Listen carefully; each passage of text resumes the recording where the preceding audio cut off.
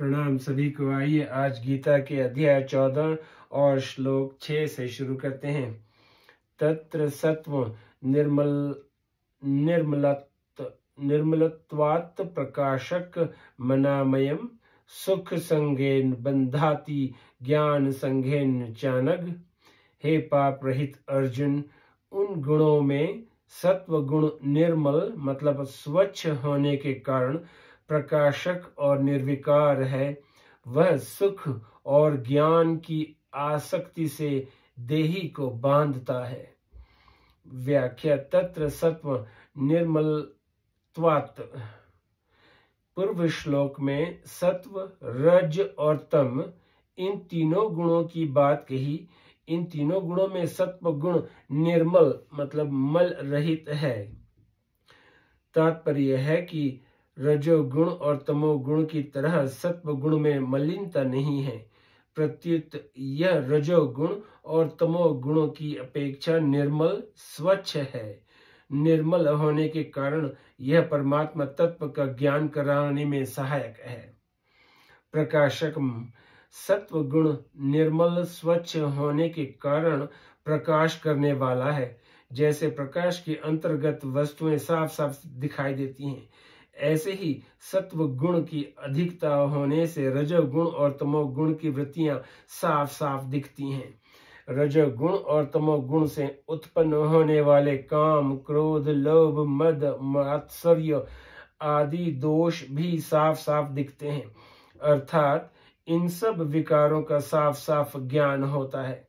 सत्व गुण की वृद्धि होने पर इंद्रियों में प्रकाश, चेतना और हल्कापन विशेषता से प्रतीत होता है, जिससे प्रत्येक पारमार्थिक अथवा लौकिक विषय को अच्छी तरह समझने में बुद्धि पूरी तरह कार्य करती है और कार्य करने में बड़ा उत्साह रहता है।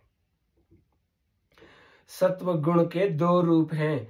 एक शुद्ध सत्व जिसमें उद्देश्य परमात्मा का होता है, और दूसरा मलिन सत्व जिसमें उद्देश्य सांसारिक भोग और संग्रह का होता है। परमात्मा का उद्देश्य न रहने के कारण इसको मलिन सत्व कहा गया है। मलिन सत्व में रजोगुण 7 रहता है। शुद्ध सत्व गुणों में परमात्मा का उद्देश्य होने से परमात्मा की तरफ चलने में स्वाभाविक रुचि होती है। मलिन सत्व गुण में पदार्थों के संग्रह और सुख भोग का उद्देश्य होने से सांसारिक प्रवृत्तियों में रुचि होती है, जिससे मनुष्य बंध जाता है। मलिन सत्व गुण में भी बुद्धि सांसारिक विषय को अच्छी तरह समझने में समर्थ होती है। जैसे सत्व गुण की वृद्धि में ही वैज्ञानिक नए नए आविष्कार करता है, किंतु उसका उद्देश्य परमात्मा की प्राप्ति न होने से वह अहंकार, मान बढ़ाई, धन आदि से संसार में बंधा रहता है। अनामयम सत्व गुण रज और तम की अपेक्षा विकार रहित है। वास्तव में प्रकृति का कार्य होने से यह सर्वथा निर्विकार नहीं है। सर्वथा निर्विकार तो अपना स्वरूप अथवा परमात्मा तत्व ही है, जो कि गुणातीत है। परमात्मा तत्व की प्राप्ति में सहायक होने से भगवान ने सत्व गुण को भी विकार रहित कह दिया है। सुख संगेन बंधाति ज्ञान संगेन चानग। जब अंतकरण में सात्विक वृत्ति होती है, कोई विकार नहीं होता, तब एक सुख मिलता है, शांति मिलती है। उस समय साधक के मन में ये विचार आता है कि ऐसा सुख हरदम बना रहे, ऐसी शांति हरदम बनी रहे, ऐसे निर्विकारता हरदम बनी रहे। परंतु जब ऐसा सुख, शांति, निर्विकारता नहीं रहती, तब साधक को अच्छा नहीं लगता। ये अच्छा लगना और अच्छा न लगना ही सत्व गुण के सुख में आसक्ति है, जो बांधने वाली है। जब सत्व, रज और तम इन तीनों गुणों का, इनकी वृत्तियों का, विकारों का साफ साफ ज्ञान होता है और साधक को ऐसी बहुत सी आश्चर्यजनक बातों की जानकारी होती है जो पहले कभी जानी नहीं हुई थी, तब साधक के मन में आता है कि यह ज्ञान हरदम बना रहे। यह ज्ञान में आसक्ति है जो बांधने वाली है। मैं दूसरों की अपेक्षा अधिक मतलब विशेष जानता हूँ। यह अभिमान भी बांधने वाला होता है। इस तरह सत्व गुण सुख और ज्ञान के संगन आसक्ति से साधक को बांध देता है, अर्थात उसको गुणातीत नहीं होने देता। यह संगन ही रजोगुण है जो बांधने वाला है। गीता। यदि साधक सुख और ज्ञान का संगन न करे तो सत्व गुण उसको बांधता नहीं, प्रत्युत उसको गुणातीत कर देता है। तात्पर्य यह है कि यदि संगन न हो तो साधक सत्व गुण से भी ऊंचा उठ जाता है और अपने गुणातीत स्वरूप का अनुभव कर लेता है। सत्व गुण से सुख और ज्ञान होने पर साधक को यह सावधानी रखनी चाहिए कि यह सुख और ज्ञान मेरा लक्ष्य नहीं है, ये मेरे भाग्य नहीं है, ये मेरे भोग्य नहीं है, ये तो लक्ष्य की प्राप्ति में कारण है। मेरे को तो उस लक्ष्य को प्राप्त करना है जो इस सुख और ज्ञान को भी प्रकाशित करने वाला है। सुख ज्ञान आदि सभी सत्व गुण की वृत्तियां हैं। ये कभी घटती नहीं, कभी बढ़ती नहीं। ये कभी घटती हैं, कभी बढ़ती हैं, कभी आती हैं, कभी जाती हैं, परंतु अपना स्वरूप निरंतर एक रस रहता है, उसमें कभी घट बढ़ नहीं होती। अतः साधक को सत्व गुण की वृत्तियों से सदा तटस्थ उदासीन रहना चाहिए, उनका उपभोग नहीं करना चाहिए। इससे वह सुख और ज्ञान की आसक्ति में फंसेगा नहीं। अगर साधक सत्व गुण से होने वाले सुख और ज्ञान का संगन न करे तो उसको शीघ्र ही परमात्मा प्राप्ति हो जाती है, परंतु अगर वह इनके संगन का त्याग न करे तो परमात्मा प्राप्ति का लक्ष्य होने से समय पाकर उसकी इस सुख और ज्ञान से स्वतः अरुचि हो जाती है और वह परमात्मा प्राप्ति कर लेता है। संबंध रजोगुण का स्वरूप और उसके बांधने का प्रकार क्या है, इसको आगे के श्लोक में बताते हैं। ये श्लोक 7। रजो रागात्मक विद्धि तृष्णा संगस मुद्भवम तन्नी बंधांति कौन्तेय कर्म संगेन देहिनाम। मतलब हे कुंती नंदन, तृष्णा और आसक्ति को पैदा करने वाले रजोगुण को तुम राग स्वरूप समझो। वह कर्मों की आसक्ति से शरीरधारी को बांध देता है। व्याख्या। रजो रागात्मक विद्धि, यह रजोगुण राग स्वरूप है, अर्थात किसी वस्तु, व्यक्ति, परिस्थिति, घटना, क्रिया आदि में जो प्रियता पैदा होती है, यह प्रियता रजोगुण का स्वरूप है। रागात्मकम कहने का तात्पर्य है कि जैसे स्वर्ण के आभूषण स्वर्णमय होते हैं, ऐसे ही रजोगुण रागमय है। पातंजल योग दर्शन में क्रिया को रजोगुण का स्वरूप कहा गया है। प्रकाश क्रिया स्थितिशीलों भूतेन्द्रियात्मक भोगा पवर्गार्थ दृश्यम योग दर्शन। परंतु श्रीमद् भगवद गीता में भगवान क्रिया मात्र को गौण रूप से रजोगुण मानते हुए भी मुख्यतः राग को ही रजोगुण का स्वरूप मानते हैं। श्रीमद् भगवद गीता की एक बहुत बड़ी विलक्षणता यह है कि वह किसी मत का खंडन किए बिना ही उस विषय में अपनी मान्यता प्रकट कर देती है। गीता में भगवान ने क्रिया को भी रजोगुण माना है। लोभ प्रवृत्तिरारंभ कर्मणाम और क्रिया को सात्विक भी बताया है।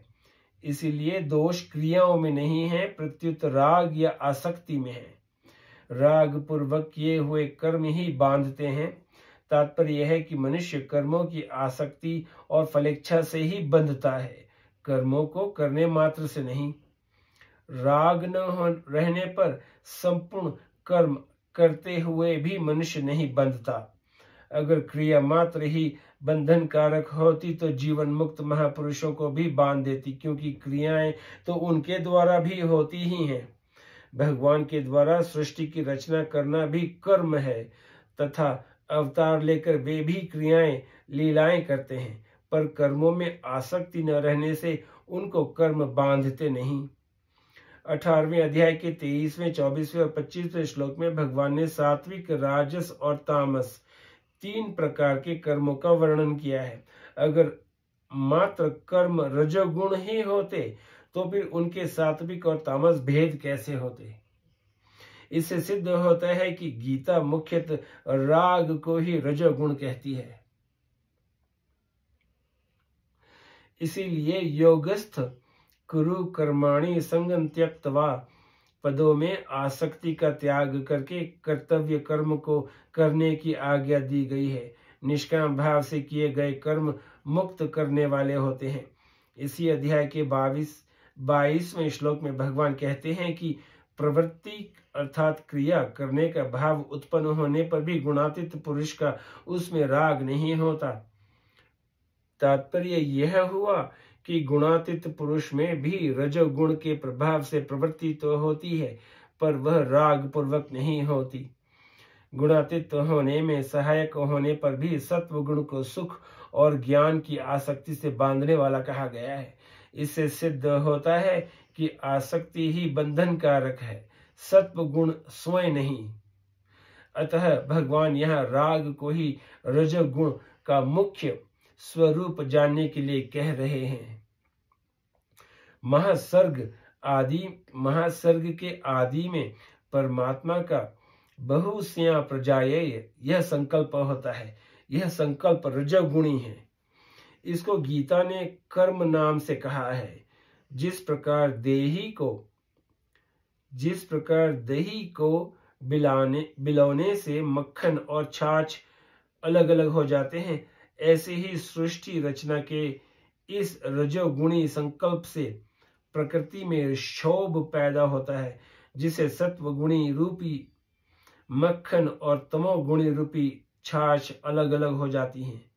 सत्व गुण से अंतःकरण और ज्ञानेंद्रियां, रजोगुण से प्राण और कर्मेंद्रियां तथा तमोगुण से स्थूल पदार्थ शरीर आदि का निर्माण होता है।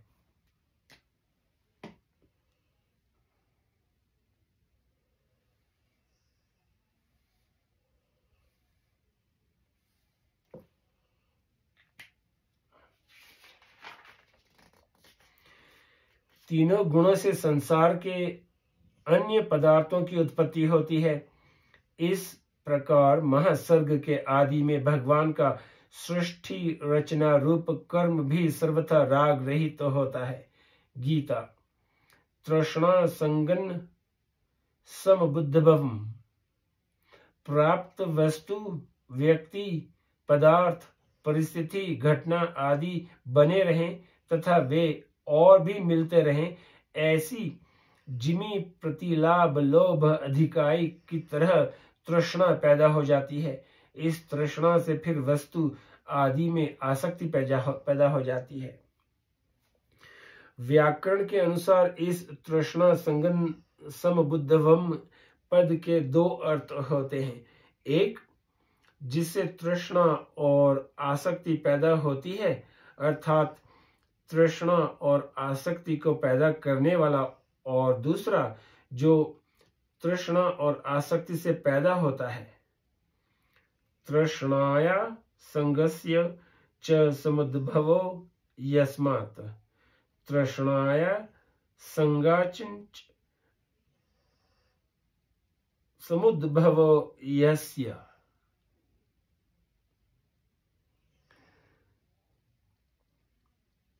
जैसे बीज और वृक्ष अन्योन्य कारण है, अर्थात बीज से वृक्ष पैदा होता है और वृक्ष से फिर बहुत से बीज पैदा होते हैं, ऐसे ही राग स्वरूप रजोगुण से तृष्णा और आसक्ति बढ़ती है तथा तृष्णा और आसक्ति से रजोगुण बहुत बढ़ जाता है।